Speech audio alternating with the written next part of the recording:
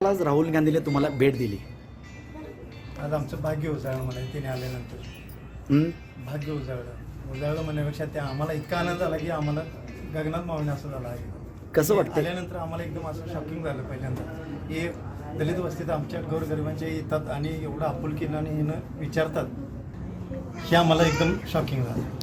काय सांगाल आज तुमच्या राहुल गांधी आले, तुमचा किचनचा ताबा घेतला? त्यांचं म्हणजे आता काय केवढं बोल तेवढं कमीच आहे का.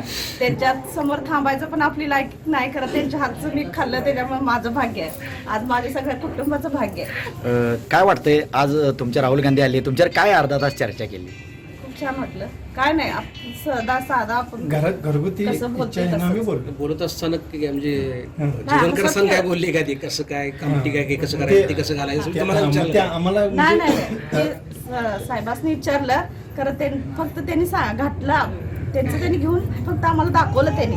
फक्त आम्ही साईडला थांबलो. साईडला म्हणजे थांबलं. आनंद वाटते, हो. आनंद वाटते. आनंद वाटतो.